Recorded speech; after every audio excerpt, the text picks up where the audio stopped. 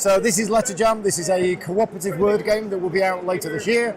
It's for 2 to 6 players. Gen Con. Gen Con will have a few hundred copies at Gen Con, and then it'll be available in retail a month or so after that.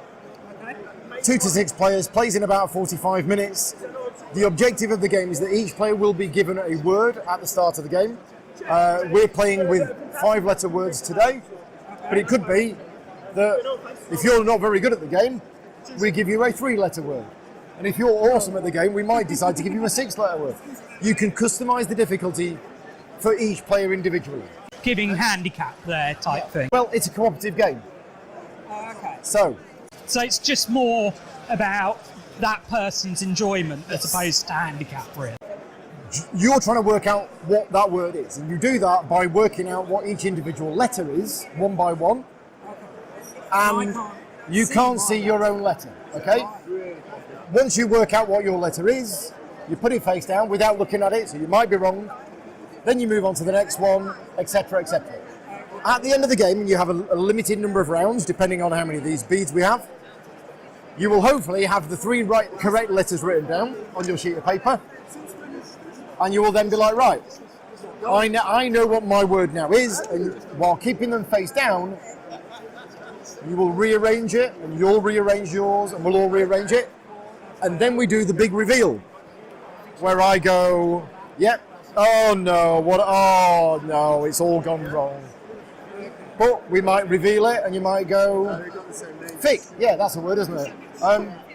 Yeah, there you go, it might be. So as long as you spell a word at the end of the game, even if it wasn't the word that was intended, then that's fine. So, and none of the components here are final. No, this is all complete prototype. But the way that each round works is somebody will give a clue based on what letters they can see. And you can see a different series of letters than I can see. So can you see a word? I could say slur. No, you don't say the word. Oh, okay. So you've got a word.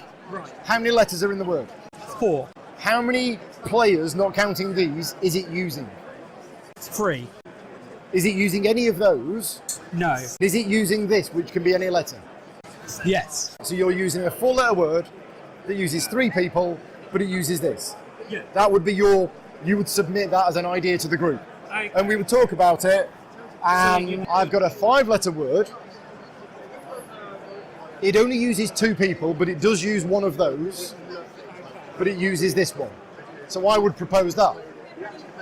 And then we discuss it. Yeah, and let's say you decide to go with my clue. So I would take a bead, because that's a turn. Okay. And then, without saying any of the letters,